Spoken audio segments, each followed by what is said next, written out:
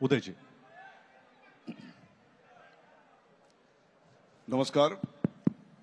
आमचा आवाज शेवटच्या रांगेपर्यंत पोहोचतोय? हात वर करून आपण सांगू शकता. थँक्यू. प्रेक्षको, आपल्या आजूबाजूला अनेक घटना घडत असतात. त्यातल्या एखाद्या घटनेचं महत्त्व नेमकं काय आहे हे आपल्याला काही वेळा समजत नाही. काही काळानंतर त्याचे जेव्हा आंतरराष्ट्रीय पडसाद उमटतात त्यावेळेला आपल्याला कळतं की what was the importance of that event. हे मी सगळं अशा करता सांगतोय की 22 एप्रिलला पहलगाममध्ये दहशतवाद्यांनी हल्ला केला. आपले काही बांधव मारले गेले आणि जे मारले गेले त्यांचा धर्म विचारून ते मारले गेले. काहींना कलमा पढायला सांगितल्या, त्या कलमा पडता आल्या नाहीत म्हणून त्यांना मारलं गेलं. अशा प्रकारे आपल्याकडे पहिल्यांदा घडत होतं. अर्थातच यापूर्वी कट बाय 1000 ब्लीड्स या न्यायाने अनेक ठिकाणी अशा प्रकारचे पुलवामा, पठाणकोट हल्ले झालेले होते. परंतु त्यावेळेला भारताचा रिस्पॉन्स आणि आत्ताचा रिस्पॉन्स याच्यामध्ये खूप फरक होता. आणि मग मे महिन्याच्या पहिल्या आठवड्यात पहिल्यांदाच असं घडलं की पाकिस्तानमधल्या 9 टेरर स्पॉट्सवर भारताने ऑपरेशन सिंदूरमधून जोरदार हल्ले केले आणि त्याच्या पुढे काही दिवसातच खासदारांची 7 शिष्टमंडळं 30हून अधिक देशात आपल्या देशाची बाजू मांडण्याकरता पाठवली गेली. तिथल्या राष्ट्रप्रमुखांनी, तिथल्या मीडियानी त्याची प्रचंड दखल घेतली आणि त्याच वेळेला आपल्याकडे त्यावर काही प्रश्नचिन्ह देखील उमटवली गेली.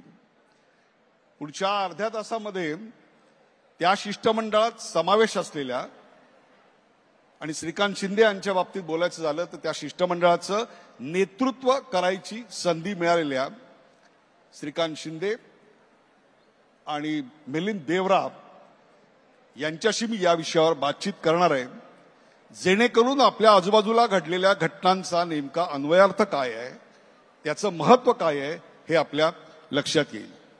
श्रीकांतजी नमस्कार. पहिला प्रश्न, ऑपरेशन सिंदूर, त्याच्या आधी घडलेलं पहलगाम, हे सगळं तुम्ही पाहत होतात. पहलगाम नंतर एक महत्वाची गोष्ट घडली ते म्हणजे काश्मीर जेव्हा बंद झालं त्यावेळेला पहिल्यांदा एकनाथ शिंदे तिथे धावून गेले आणि त्यांनी महाराष्ट्रातल्या अनेक यात्रेकरूंना सुखरूप परत आणलं. अशा प्रकारचं कृत्य कुठल्याही नेत्यांनी कुठल्याही राज्याच्या केलेलं नव्हतं. ते फक्त एकनाथ शिंदे यांनी केलेलं होतं. दुसरी गोष्ट, त्यानंतर 7 शिष्टमंडळ पाठवायचं ठरलं आणि त्यात पहिलं दुसरं जे नाव जाहीर झालं ते होतं श्रीकांत एकनाथ शिंदे. तुमची पहिली प्रतिक्रिया काय होती तुमचं नाव आल्यानंतर?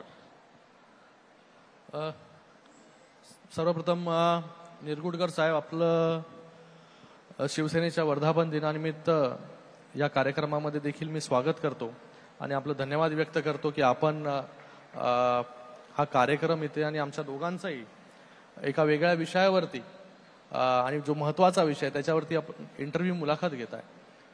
मला वाटतं ऑपरेशन सिंदूर झाल्यानंतर आपल्या देशाचा मेसेज, आपल्या 140 कोटी जनतेचा मेसेज हा कसा जगापर्यंत पोहोचेल याच्यासाठी डेलिगेशन निवडले गेले आणि त्या डेलिगेशनचा एक डेलिगेशन लीड करण्याची संधी मला आपल्या प्रधानमंत्री नरेंद्र मोदीजींनी दिलं. मला वाटतं हे कोणाच्याही आयुष्यातला सगळ्यात मोठा दिवस असेल की एक डेलिगेशन, आणि तेही अशा पार्श्वभूमीवरती की जिथे आपण देशाचं नेतृत्व वेगवेगळ्या देशांमध्ये जाऊन आणि जगापुढे जाऊन मांडण्याची एक संधी, मला वाटतं ते माझ्या आयुष्यातली सगळ्यात मोठी संधी जी आहे मला आपले प्रधानमंत्री नरेंद्र मोदीजींनी दिली. पण त्याचबरोबर तुमच्या शिष्टमंडळामध्ये SS अहलुवालिया होते की जे पहिल्यांदा खासदार म्हणून जेव्हा निवडून आले तेव्हा तुमचा जन्मही झालेला नव्हता. बशीर म्हणून जे होते, बशीर मोहम्मद, तेही असेच अनेक वेळेला खासदार होते. चिनॉय जे होते तेही सर्वात सिनियर डिप्लोमॅट ज्याला आपण म्हणू, अँबॅसेडर म्हणून ते होते. बासुरी स्वराज ज्यांची बॅकग्राऊंड सगळ्यांना माहिती आहे. अशा प्रकारचे दिग्गज आपल्या टीममध्ये होते हे कळल्यानंतर दडपण नाही आलं? साहजिक आहे की विषय एवढा गंभीर होता की जेव्हा डेलिगेशन लीड करण्याची संधी दिली तेव्हाच दडपण आलं होतं की कशा प्रकारे आपण देशाची बाजू आहे. हे काय वेगळं म्हणजे साधं सुद्धा डेलिगेशन नव्हतं. अशा वेगवेगळ्या डेलिगेशनचा मी भाग झालेलो आहे, मिलिंदजी देखील झालेले आहेत आणि अशा वेगवेगळ्या डेलिगेशन्समध्ये आम्ही नेहमी गेलोय. पण हे जे डेलिगेशन होतं हे डेलिगेशन देशाची बाजू सांगण्यासाठी, देशाने कशा प्रकारे ऑपरेशन सिंदूर केलं, हा सगळं दडपण साहजिकच असणार आहे. आपल्याला साध्या एका इंटरव्ह्यूसाठी पण दडपण येतं, पण अशा परिस्थितीमध्ये जिथे देशाची बाजू आपल्याला मांडायची आणि त्याच्यामध्ये तुम्हाला डेलिगेशन लीड करायची संधी आपलं सरकार देत आहे, प्रधानमंत्री महोदय देत आहेत आणि त्याच्यामध्ये अजून दडपण म्हणजे आपण नावं घेतली एस अहलुवालियाजी सारखे. म्हणजे तुम्ही सांगितलं की माझा जन्म देखील झाला नव्हता, ते पार्लमेंटमध्ये पोहोचले होते. 34 वर्ष पार्लमेंटचा त्यांना अनुभव होता. त्याचबरोबर E T Basheer Mohammed ji, All India Muslim League, त्यांचा अनुभव 50 वर्षाचा आहे. मनन मिश्रा 7 वेळेस जे आहे हे बार काउन्सिलचे अध्यक्ष आहेत. असे वेगवेगळे लोक, डॉक्टर सस्मित पात्रा, त्याच्याबरोबर देखील माझं चांगलं बॉन्डिंग झालं, त्याचंही नाव इथं आवर्जून घेतो मी. मला वाटतं या सगळ्यांबरोबर डेलिगेशन लीड करणं आणि ते यशस्वीरित्या लीड करणं, आपला मेसेज पोहोचवणं, हे मला वाटतं एक समन्वय जोपर्यंत आपल्या सगळ्यांमध्ये होत नाही तो समन्वय चांगल्या प्रकारे झाला होता. आणि माझ्याबरोबर जे मेंबर्स होते त्यांचा अनुभव राजकारणामधला खूप जास्त होता, तर त्यांना देखील माहिती होती की कशा प्रकारे एकाला जेव्हा लिडरशिप सरकार देतं किंवा प्रधानमंत्री महोदय देतात तर त्याला देखील सपोर्ट करण्याचं काम पूर्णपणे आणि वेळोवेळी मार्गदर्शन करण्याचं काम देखील त्यांनी केलं. आणि प्रत्येक, मला वाटतं हा पूर्ण 14 दिवसाचा एक प्रवास होता, त्याच्यामध्ये खूप काही शिकण्यासारखं देखील मला मिळालं. Okay, Milind Deora, you are not new to America. तुम्ही काय, तुमचे वडील काय, हे एक प्रकारे भारत आणि अमेरिका मैत्री मधला एक महत्वाचा दुवा आजपर्यंत राहिलेला आहात. कोणकोणते देश तुम्ही फिरलात आणि विशेषतः अमेरिकेमधला जो तुमचा प्रवास होता, दौरा होता, what will you say about it, क्या कहेंगे आप? धन्यवाद उदयजी.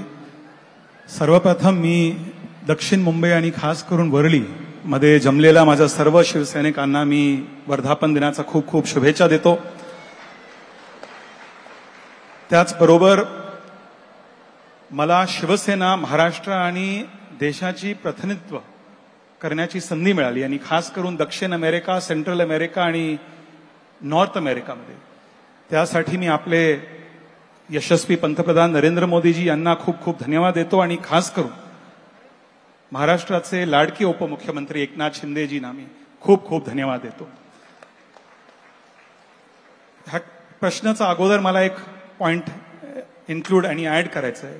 तुम्ही डॉक्टर श्रीकांत बद्दल, एस अहलुवालियाबद्दल विचारलं.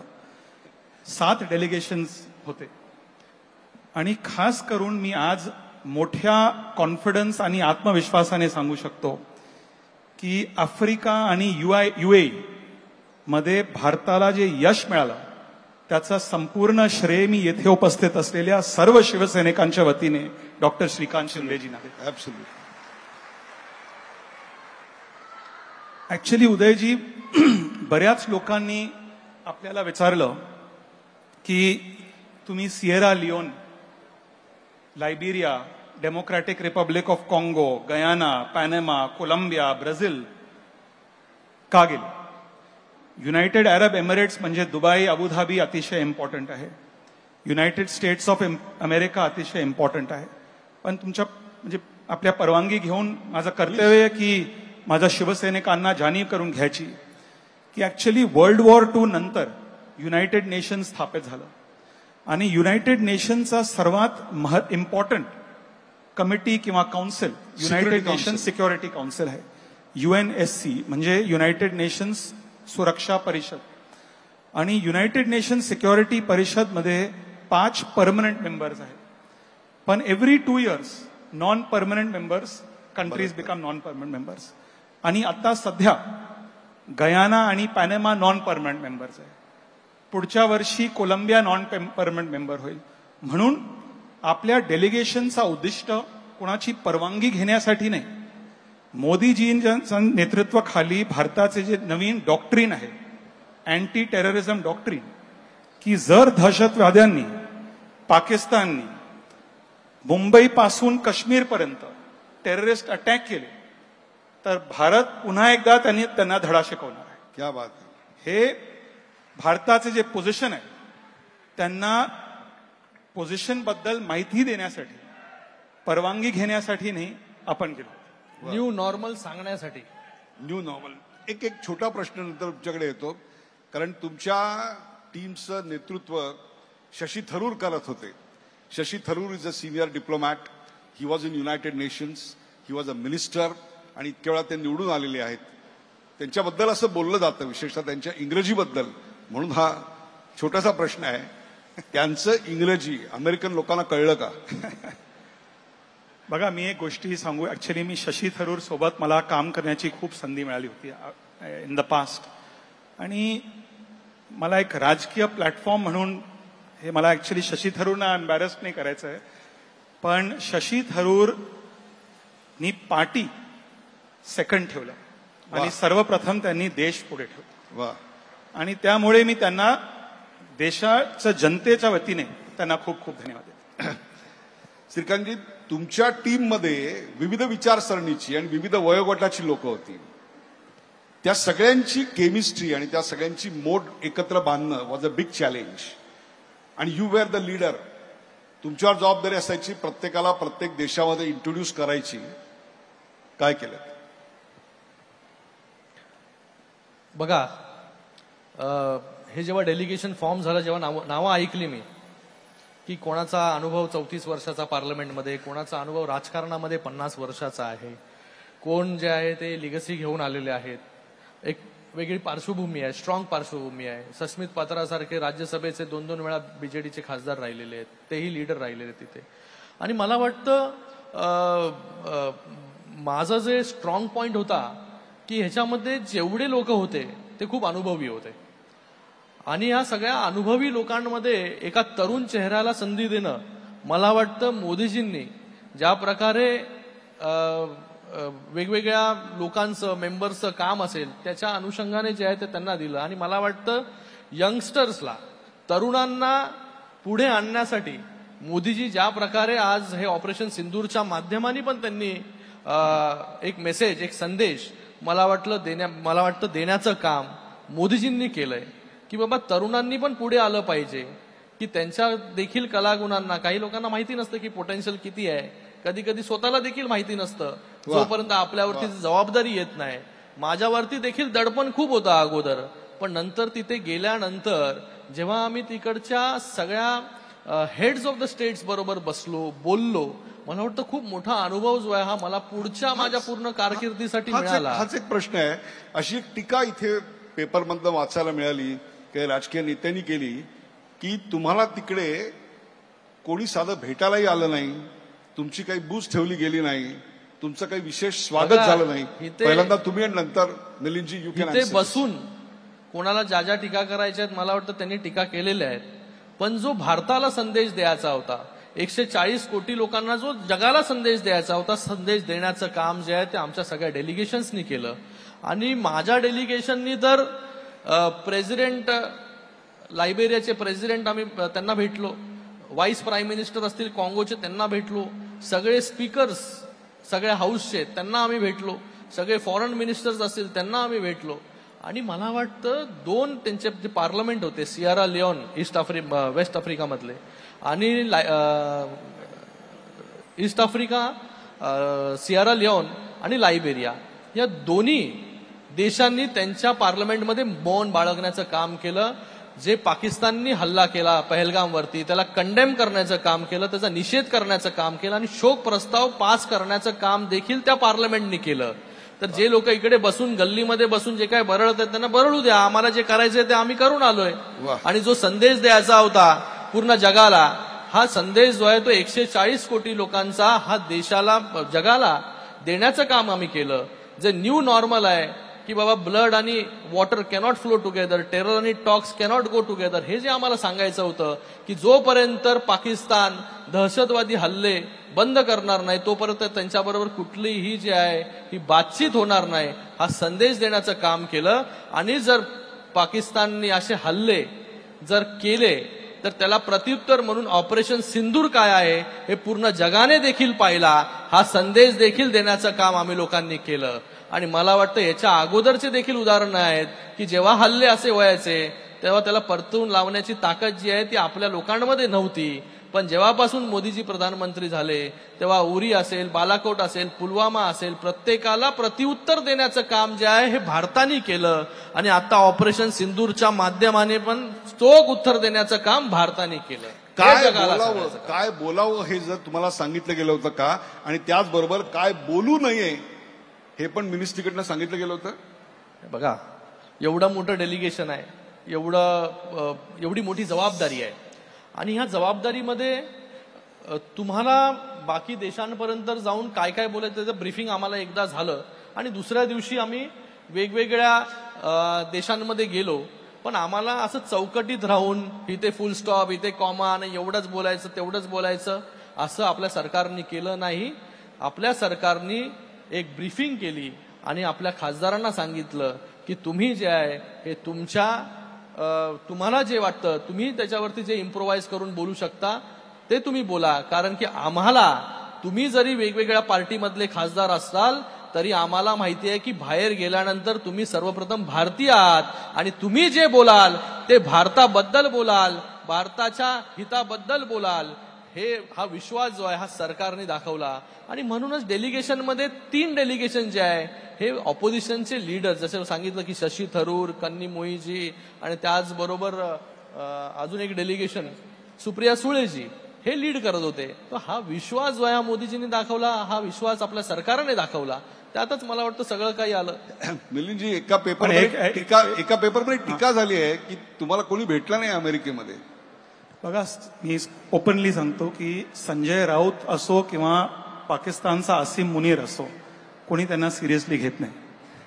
मुंबईपासून वॉशिंग्टन, ऍक्च्युली वरलीपासून वॉशिंग्टन पर्यंत कोणी संजय राऊतना सिरियसली घेत नाही, कोणी आसिम मुनीरना सिरियसली घेत नाही.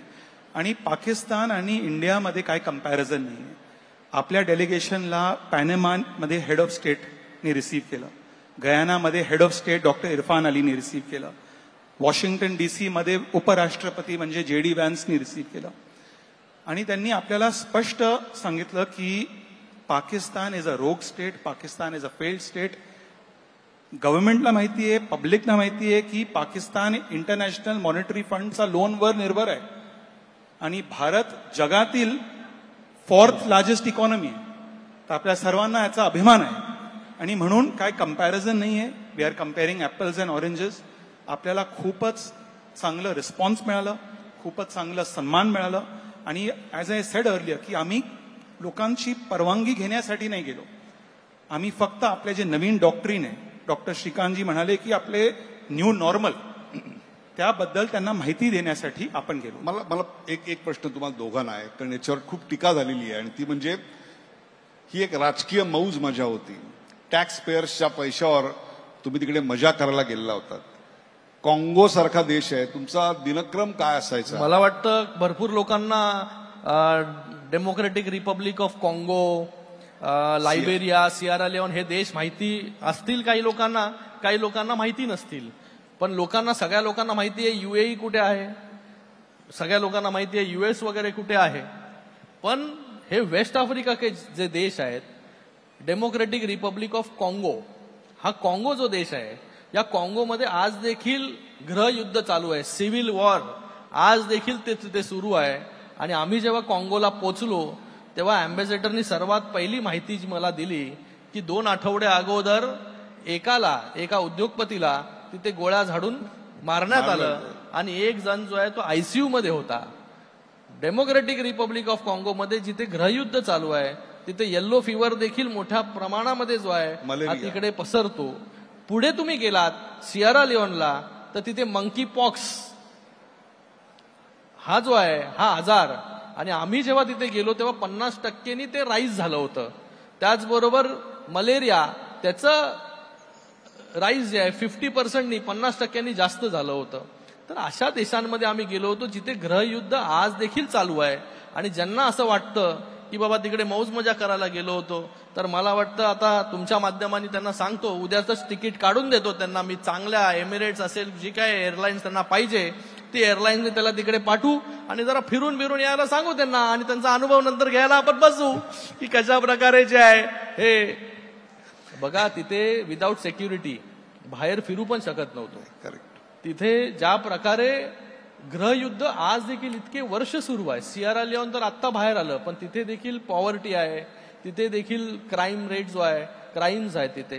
तर अशा परिस्थितीमध्ये जिथे तुम्हाला संधी दिली नाही तुमच्या लायकीच्या हिशोबाने, म्हणून दुसऱ्यावरती शिंतोडे तुम्हाला सगळ्यांच्या माहिती करता सांगतो की काँगो या देशाची निवड का करण्यात आली. तर जे मध्य आशिया खंडातले टेररिस्ट होते, आता त्यांचा जो टेरर कॅम्प आहे तो सगळा टेरर कॅम्प हलवून आता काँगोला नेत आहेत, आणि म्हणून काँगोबरोबर आपले संबंध अत्यंत चांगले असणं आवश्यक आहे. मिलिंदजी, असा कुठला अनुभव आला का की आधी त्या देशांनी पाकिस्तानच्या बाजूनी भूमिका घेतली? इकडे पोचायला पण तुम्हाला तिथे पोचायला पण म्हणजे आमचा दौरा जो होता हा 2-2 दिवस प्रत्येक देशांमध्ये होता, पण आम्ही जो दौरा केला तो 15 दिवसाचा केला. 8 दिवस जो आहे तो तिकडे दौरा होता, बाकी 7 दिवस जे आहे प्रवासामध्ये जायचे. एवढं दूर जे आहेत हे सगळे देश आहेत, आणि त्याच्यामध्ये देखील अशी परिस्थिती. तर आपण जे कोणी तुम्हाला सांगत असेल किंवा कोणी सांगत, त्यांना आपण सगळ्यांना तिकीट सगळं करून देऊन टाकू. तिकडे हॉटेल पण कशा प्रकारे जे काय आम्ही राहिलो ते देतो त्यांना, आणि त्यांना जाऊन येऊ द्या तिकडे जरा. असा कुठला देश आहे का की ज्यांनी आधी पाकिस्तानच्या बाजूनी भूमिका घेतली होती, तुमचं डेलिगेशन गेलं, तुम्ही प्रेझेंटेशन दिलं, आणि त्याच्यानंतर त्यांनी भूमिका बदलली आणि भारताला सपोर्ट केला? हो, कोलंबियामध्ये असं झालं होतं ऍक्च्युली. कोलंबियामध्ये, कारण कोलंबिया पुढच्या वर्षी युनाइटेड नेशन सिक्युरिटी काउंसिलचा नॉन परमनेंट मेंबर होईल, आणि आम्ही जेव्हा हम जब कोलंबिया में पहुंचे थे, हमारे एम्बेसडर ने हमें बताया कि कोलंबिया की फॉरेन मिनिस्ट्री ने भारत के खिलाफ एक स्टेटमेंट दिया, पाकिस्तान के पक्ष में स्टेटमेंट दिया. और उस समय डॉक्टर शशि थरूर, मैं, दोनों जन सब मिलके हमने तय किया, एक स्ट्रैटेजी बनाया कि जल्द से जल्द, हमारे पास 2 ही दिन है, 2 दिनों के अंदर हमें कोलंबिया की जो औपचारिक स्टैंड है, उसको जो राय है उसको हमें बदलना है. बिल्कुल. एंड एक औपचारिक चैनल से हमने करवाया. दूसरी एक चैनल जो मैं कह सकता हूं कि हमारे एक पुराने मित्र है जो कोलंबिया के एक सांसद है, खासदार है वहां के, उनके पिताजी कोलंबिया के सबसे बड़े राजनीतिक दल के अध्यक्ष हैं और पूर्व राष्ट्रपति है कोलंबिया के. एक्चुअली पाब्लो एस्कोबार, जो कोलंबिया के ड्रग लॉर्ड हुआ करते थे, उनको उनके पिताजी ने मारा था. तो विपक्ष के नेता होने के नाते हमने उनसे निवेदन किया कि क्या आप भारत के पक्ष में एक स्टेटमेंट दोगे. उन्होंने जिस दिन स्टेटमेंट दिया उसके तुरंत बाद फॉरेन मंत्रालय ने अपनी स्टेटमेंट चेंज किया, पुरानी स्टेटमेंट को विड्रॉ करके भारत के प्रति स्टेटमेंट दिया. आणि ऍक्च्युली काय चालू आहे लॅटिन अमेरिकामध्ये, तुम्ही पण, तुमचं पण ट्रॅव्हलिंग झालं ऍक्च्युली साऊथ अमेरिकामध्ये. साऊथ अमेरिका आणि ग्लोबल साऊथ, आफ्रिका असो किंवा दक्षिण अमेरिका असो किंवा साऊथ ईस्ट एशिया असो, ऍक्च्युली सध्याची चर्चा की आपल्याला अमेरिका सोबत जायचंय की आपल्याला चायना बरोबर जायचंय. आणि मी त्यांना एक थर्ड ऑल्टरनेटिव्ह दिलं की तुम्ही भारत सोबत या. वाह. तुम्हाला चायना सोबत कशाला जायचंय, तुम्हाला अमेरिका सोबत कशाला जायचं, तुम्ही भारत सोबत. आणि इंडिया में बहुत विश्वास है, लोगों को इंडिया की कल्चर, इंडिया की लोकशाही, इंडिया की लोकतंत्र बहुत पसंद है, बहुत इम्प्रेस्ड है, और इसलिए थर्ड ऑल्टरनेटिव्ह देना बहुत, मैं मानता हूं. मराठी मंडळांशी काही संपर्क झाला का तुमचा? ऍक्च्युली वॉशिंग्टन डीसी मध्ये एक मराठी, खूप मोठे मराठी पॉप्युलेशन आहे, आणि वॉशिंग्टन डीसी अमेरिकाचे राजधानी आहे, आणि तिकडे मराठी मंडळची माझी भेट झाली. आणि मंडळाची अध्यक्षनी मला सांगितलं, शिंदे साहेब खास करून त्यांनी मला सांगितलं की शिंदे साहेबांना कृपया धन्यवाद सांगा की शिंदे साहेबांच्या नेतृत्वाखाली महाराष्ट्र मराठी अस्मिताचं नाव पूर्ण जगात आता आणखी मजबूत झालं. आणि मी आज कॉन्फिडेंटली सांगू शकतो की मोदीजींच्या नेतृत्वाखाली जगभरात India's image has change very positively. आणि शिंदेजी जेव्हा मुख्यमंत्री होते, अभिजात भाषेचा दर्जा महाराष्ट्राला मिळाला. शिंदेजींच्या नेतृत्वाखाली कॉन्फिडेंटली आज ह्या स्टेजवरून मी सांगू इच्छितो की Maharashtra's image as a destination for infrastructure, for economic growth has improved all over the world. ह्याला जोडतो मी जसं तुम्ही सांगितलं की कोलंबियाचं मतपरिवर्तन झालं, हा, तुमच्या ह्याच्यात काही झालं तसंच का? काही देशांनी साधं पत्र देखील लिहिलं नव्हतं किंवा कंडेम देखील केलं नव्हतं, निषेध देखील केला नव्हता. त्याच्यामध्ये DR कॉंगो आणि लायबेरिया होतं. आम्ही जेव्हा गेलो तिथे तर लायबेरियामध्ये चक्क मौन पाळण्यात आलं. जो पाकिस्तानने हल्ला केला त्याचा निषेध करण्यात आला आणि लायबेरियाच्या सिनेटमध्ये भारतातील एका खासदाराला भाषण करण्याची संधी देखील लायबेरियाने दिली. मला वाटतं ही खूप मोठी गोष्ट आहे की जिथे फक्त हेड ऑफ द स्टेट्स भाषण करतात तिकडे त्यांनी एवढा चांगला भारताचं स्वागत केलं आणि रिस्पॉन्ड पॉझिटिव्हली केलं. हा जो दौरा होता, हा दौरा काय मौज मजा करायला वगैरे नव्हता. हा दौरा ज्याला कळत नाही, गल्लीपर्यंत त्यांची बुद्धी चालते, त्यांना दिल्लीत आणि इंटरनॅशनली काय होतं ते कसं कळणार. कोणाबद्दल म्हणताय आपण? आता सांगितलं यांनी तुम्हाला. आसिम मुनीर महाराष्ट्राचे आसिम मुनीर. माझं म्हणणं आहे की लोकांना हे देखील कळलं पाहिजे की आपण या देशांमध्ये का गेलो होतो, वेस्ट आफ्रिकाच्या एवढ्या गरीब देशांमध्ये का गेलो होतो, किंवा UAEला का गेलो होतो, किंवा सियरा लिओनला का गेलो होतो. मला वाटतं हे लोकांना कळलं पाहिजे की ह्याच्यातले जे चार देशांमधले 2 देश आहेत हे इस्लामिक राष्ट्र आहेत. एक UAE आणि एक सियरा लिओन. सियरा लिओनमध्ये 83% मुस्लिम लोक राहतात. UAE मध्ये देखील मुस्लिम राष्ट्र आहे, पण त्याच्यामध्ये 40% आपले आता भारतीय राहतात. तो देखील आपल्यासाठी एक अभिमानाची गोष्ट आहे. हे मुस्लिम राष्ट्रांमध्ये का? कारण की हे जे राष्ट्र आहेत हे OIC ग्रुपचे मेंबर आहेत, ऑर्गनायझेशन्स ऑफ इस्लामिक कोऑपरेशन. म्हणजे धर्माच्या आधारावरती बनलेली ही युती जी आहे, म्हणजे हे अलायन्स, म्हणजे त्यांची जो ग्रुप आहे हा धर्माच्या आधारावरती बनलेला आहे. म्हणून आणि त्याचा भाग एक पाकिस्तान पण आहे या ग्रुपमध्ये. आणि नेहमी पाकिस्तान जेव्हा अशा सगळ्या गोष्टी करायचा तेव्हा धर्माच्या नावाखाली या सगळ्या लोकांच्या, या सगळ्या देशांच्या मागे, OICच्या मागे जाऊन लपायचा. मला वाटतं ह्या सगळ्या लोकांना, सगळ्या देशांना देखील कळलं पाहिजे की पाकिस्तान कशा प्रकारे आतंकवादी गतिविधी आणि हल्ले हे भारतावरती करत आला. म्हणून या देशांपर्यंत आम्ही गेलो, जेणेकरून भविष्यामध्ये हे OIC नेशन जे आहे पाकिस्तान बरोबर उभे राहणार नाही, त्याच्यासाठी आपण हे केलं. पण हे सगळं होत असताना, तुम्ही इतके देश फिरत असताना, जागतिक बँकेनी, IMFनी पाकिस्तानला जी आर्थिक मदत पाहिजे होती $1 बिलियन ती मदत तर त्यांनी देऊ केली. म्हणजेच एक प्रकारे त्यांनी टेररला फंडिंग केलं. मग तुमचा दौऱ्याचा नेमका परिणाम काय म्हणायचा? बघा, हेच तर आम्ही सांगायला गेलो होतो की ज्या प्रकारे तुम्ही जे एड देताय आणि काय झालंय, जिथे पाकिस्तान, आसिफ मुनीर सारखे लोक तिथे आहेत, पण तिथे पाकिस्तानची जनता पण आहे. पाकिस्तानला आपल्यासारखं थोडी पाकिस्ताननी प्रगती केली आहे. 1947 पासून पाकिस्तान आणि भारताचं जर कंपॅरिझन तुम्ही केलं तर आज भारत 4थी मोठी अर्थव्यवस्था झाला आणि पाकिस्तान कशा परिस्थितीमध्ये आहे, तर त्याला जे आहे हे मदतीवरतीच त्याला जगायचं आहे. आणि मला वाटतं ह्या सगळ्या गोष्टींमधून जेव्हा आज आम्ही हे सगळ्या म्हणजे पूर्ण जगापर्यंत गेलो, तिथे सेन्सिटाईज करण्याचं काम केलं, तेव्हा FATF सारखी संस्था जी ग्रे लिस्टमध्ये पाकिस्तानला याच्या अगोदर टाकलं होतं, त्यांनी देखील परवा एक स्टेटमेंट काढलं आणि त्यांनी जो पहलगामवरती हल्ला झाला त्या पहलगामच्या हल्ल्याचा निषेध करण्याचं काम केलं. हे या डेलिगेशननी मिळवलं आणि भविष्यामध्ये पाकिस्तानला पुन्हा FATF मध्ये टाकण्याचं काम, मला वाटतं ग्रे लिस्टमध्ये टाकण्याचं काम FATF करेल. हे जो दौरा होता, हे दौरा हा मोटिव्ह त्या दौऱ्याचा. शेवटचे 2-3 प्रश्न आहेत.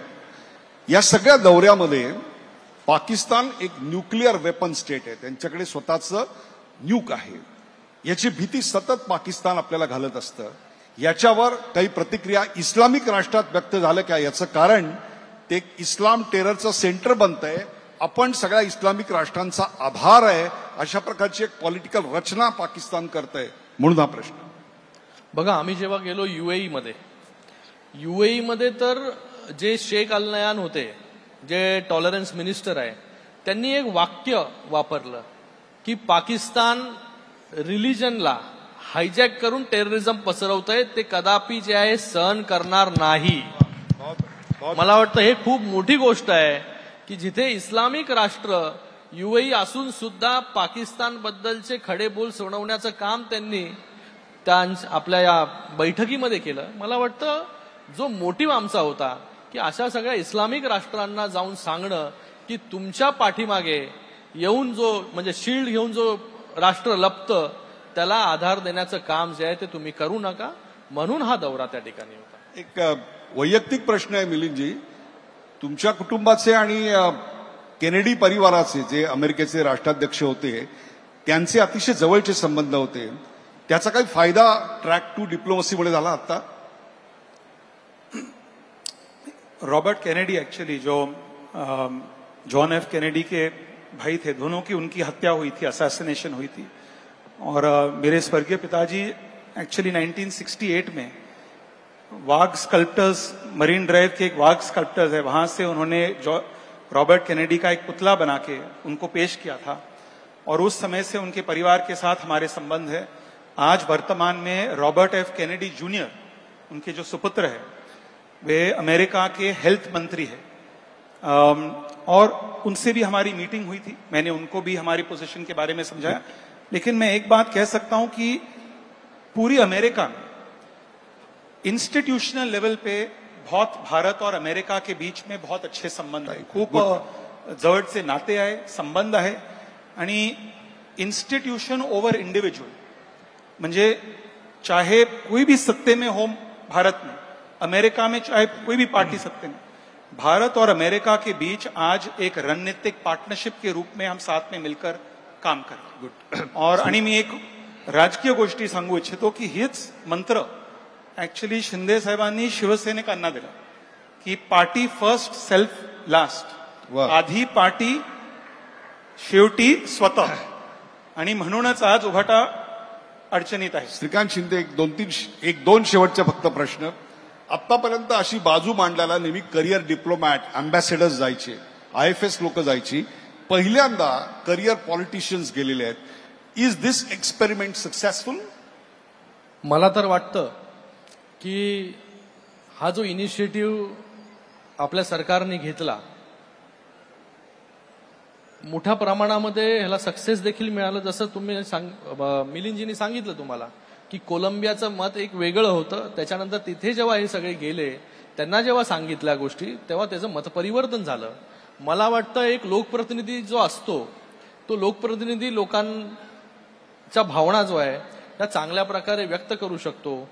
आणि मला वाटतं हा जो एक्सपिरियन्स गेल्या अनेक वर्ष लोकप्रतिनिधींना आहे, काय होतं जेव्हा आपण डिप्लोमॅटिक रिलेशन्स कुठली मीटिंग असते तर एका फॉर्मॅटमध्ये असते, तिथे चर्चा जी आहे ती एकदम फॉर्मल असते.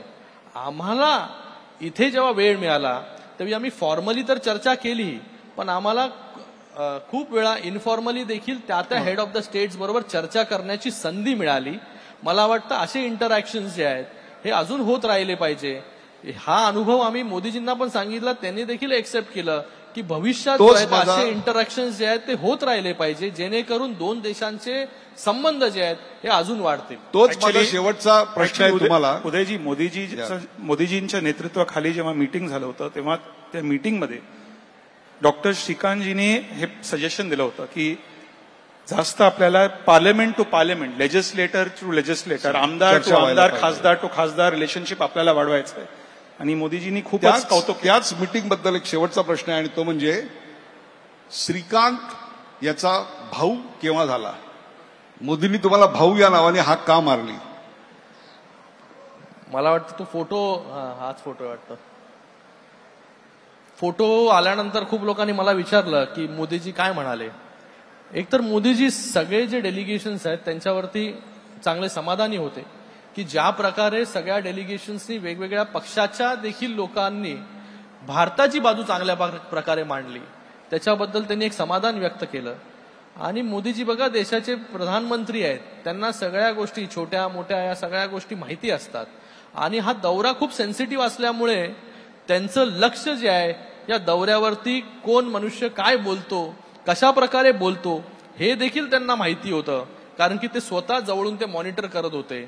आणि आमच्या ज्या डेलिगेशनमध्ये मला नाव जे आहे सगळ्या डेलिगेशननी भाऊ म्हणून दिलं होतं. एका मीटिंगमध्ये जेव्हा आम्ही इंडियन डायस्पोराशी चर्चा करत होतो तेव्हा भाषणामध्ये डॉक्टर सश्मित पात्रांनी सगळ्यांना वेगवेगळ्या प्रकारे, मी वेगवेगळ्या प्रकारे इंट्रोडक्शन करून दिलं, नंतर त्यांनी वेगवेगळ्या प्रकारे इंट्रोडक्शन केलं आणि त्या भाषणामध्ये त्यांनी मला भाऊ म्हणजे मराठीमध्ये आपण Brother. भावाला भाऊ बोलतो, तर भाऊ म्हणून त्यांनी मला संबोधलं तिथे. आणि त्याच्यानंतर सगळ्या त्या डेलिगेशनमध्ये मला भाऊ बोलायला लागले. तर मला प्रधानमंत्री महोदय त्या दिवशी भेटले. त्या दिवशी बोलले, श्रीकांत भाई अभी तुम भाऊ हो गए, अच्छा काम किया. वाह, बहुत म्हणजे एक आपले प्रधानमंत्री महोदय हे एवढं त्यांचं बारीक लक्ष जे आहे, हे बाबा ज्यांना पाठवलेलं आहे ते काय बोलतायत, कसं बोलतायत, भारताची बाजू काय मांडतायत. मला वाटतं एवढं सेन्सिटिव्ह प्रधानमंत्री जे आहेत ते आपल्याला याच्या अगोदर कधी मिळाले नव्हते. प्रोएक्टिव्ह प्रधानमंत्री जे आहेत आपल्याला मिळाले नव्हते. ते मोदींच्या स्वरूपामध्ये आपल्याला मिळाले. एक शेवटचा प्रश्न तुमच्यासाठी, आणि तो म्हणजे हे सगळं तुम्ही निवडणुका डोळ्यासमोर ठेवून केलं अशी टीका तुमच्यावर केलेली आहे. म्हणजे आता काँगोमध्ये गेलो मी, गयानामध्ये गेले, तिकडचे लोक मतदान करणार आहेत का येऊन? बघा, जे ह्या सगळ्या गोष्टी बोलतात त्यांच्या बुद्धीची तर कीव येते. काय परिस्थिती झाली विधानसभेमध्ये ते तर आता पाहिली त्यांनी. ओके. आता तो ट्रेलर होता, आता पिक्चर जो आहे हा महापालिकेमध्ये आम्ही त्यांना पूर्णपणे दाखवू. One last question, Milind. Milind, you are known internationally as a good guitarist. परदेशामध्ये, विशेषतः अमेरिकेमध्ये, कोणी तुम्हाला जिमी हँड्रिक्सचं आय डोंट लिव्ह टुडे वाजवायला सांगितलं का? For which you are extremely famous. आम्ही बघा उदयजी, आम्ही गिटार वाजवायला नाही, पाकिस्तानला वाजवायला गेलो होतो. ओके, चलो. One last question to you. एवढे 15 दिवस घराच्या बाहेर होतात, एवढे 15 दिवस घराच्या बाहेर होतात, मुलासाठी, रुद्रसाठी किंवा पत्नीसाठी काही शॉपिंग केलं का नाही? आता तुम्हाला मी तिकडची परिस्थिती सांगितली की तिकडे काय मिळतात. मला वाटतं इकडे शॉपिंग वगैरे करायला आम्ही गेलो नव्हतो, की फेरफटका मारायला गेलो नव्हतो. इथे देशाची बाजू जी आहे, हे देशाचं न्यू नॉर्मल जो आहे, हा मेसेज घेऊन, ऑपरेशन सिंदूरचा मेसेज घेऊन आम्ही जगापुढे गेलो होतो. जे लोकांना जे आहे शॉपिंग करायची सवय आहे ते कुठे जातात तुम्हाला माहिती आहे. मगाशी ताईंनी भाषणामध्ये चांगल्या प्रकारे सांगितलं, त्यांनी त्याचं वर्णन केलेलं आहे. बघा, मला वाटतं निरगुडकरजी, इथे खूप सिरियस डेलिगेशन वरती आम्ही गेलो होतो आणि हे सगळ्या डेलिगेशननी चांगल्या प्रकारे काम केलं. आणि मला वाटतं मला जी संधी मिळाली ती माझ्या या सगळ्या शिवसैनिकांमुळे, माझ्या मतदारसंघातील लोकांमुळे, आणि ज्या प्रकारे या सगळ्यांकडून, या सहकाऱ्यांकडून आम्हाला शिकायला जे मिळालं, मला वाटतं त्याचा फायदा खूप झाला. शिंदे साहेबांनी ज्या प्रकारे त्यांची लिडरशिप जी आहे ती एस्टॅब्लिश केली, मला वाटतं प्रत्येकाकडून थोडं थोडं थोडं थोडं शिकत. मी देखील कधी विचार केला नव्हता की कधी देशाची बाजू मांडण्यासाठी एक डेलिगेशन जो आहे हा लीड करण्याची संधी मिळेल. आणि पहिल्यांदा जे आहे शिवसैनिकाला जे आहे हे आंतरराष्ट्रीय पातळीवरती देशाची बाजू मांडण्याची संधी जी आहे मोदीजींनी दिली, हे देखील खूप मोठी गोष्ट आहे. धन्यवाद प्रेक्षको.